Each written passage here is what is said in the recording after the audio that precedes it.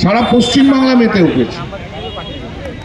অনেকেই চেষ্টা করেছিল কেউ কেউ যে এবার দুর্গাপুজোটাকে যাতে বন্ধ করা যায়, কিন্তু মানুষ তো মাকে ডাকবেই, মানুষ তো অপেক্ষা করে সারা বছর ধরে, মানুষ তো মা দুর্গার জন্য অপেক্ষা করে। ক্যালেন্ডারটি 1 জানুয়ারি ক্যালেন্ডার পেলে প্রথম কাজ হচ্ছে দেখা দুর্গাপুজো কখন হচ্ছে। আমরা সবাই মিলে তারই প্রতীক্ষায় থাকি, মায়ের প্রতীক্ষায় থাকি। আমরা পুজো আমরা করব, সবাই করব, পুজো আমরা করব, সবাই করব। কোনো যেখানে বিচার চাওয়ার সে তো বিচার চাইছি, সে বিচার তো চাইছি, কিন্তু একটা বিচার চাওয়ার নামে হাজারটা তো অবিচার করা যায় না। সবাইকে আটকে রাখা কি যায়? উচিত না। ডাক্তারবাবুরা এখন শুনছি কাজে জয়েন করেছেন, খুব ভালো কাজ করছেন। আমি অনেকদিন ধরেই বলছিলাম কেন আপনারা গরিব মানুষদের সেবা করছেন না, এটা ঠিক নয়।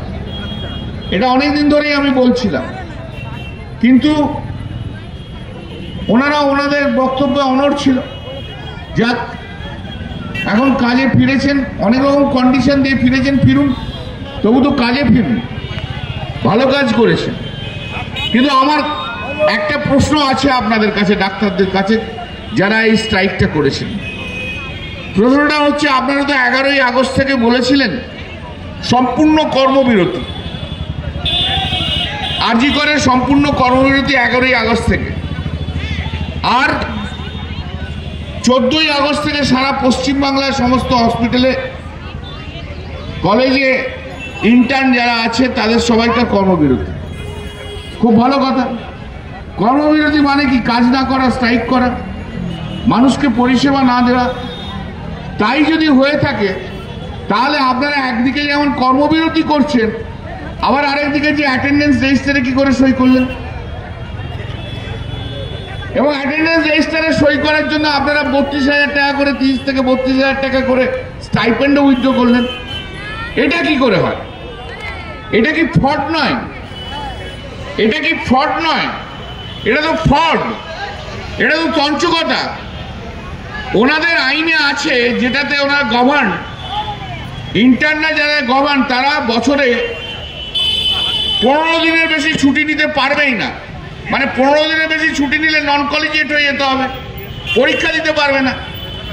আর আপনারা 55 দিন 59 দিন কাজ করবেন না বললেন,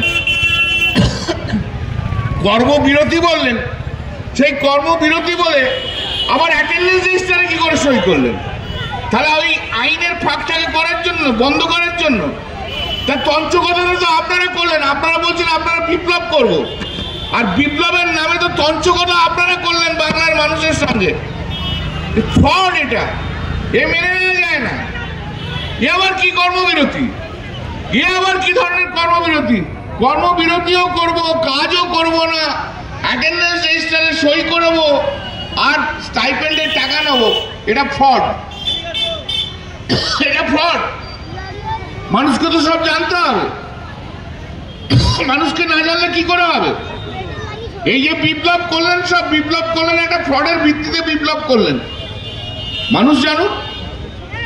অনেক কথা বলেছেন আপনারা ক্রাইম সিনের ব্যাপারে, আপনারাই জানেন, আপনারা সিবিআই কে গিয়ে বলবেন। কিন্তু আমার একটু প্রশ্ন আছে আপনাদের কাছে। আচ্ছা, সেদিনকে যখন ভিকটিমের বডি দেখা যায়, তারপরে সেমিনার রুমের সংলগ্ন এরিয়ায় আশাফুকুল্লাহ নাইয়া কোথায় ছিলেন? পরমিতা টান্ডার কোথায় ছিলেন? Surgery resident. আরিফ আহমেদ লস্কর কোথায় ছিলেন?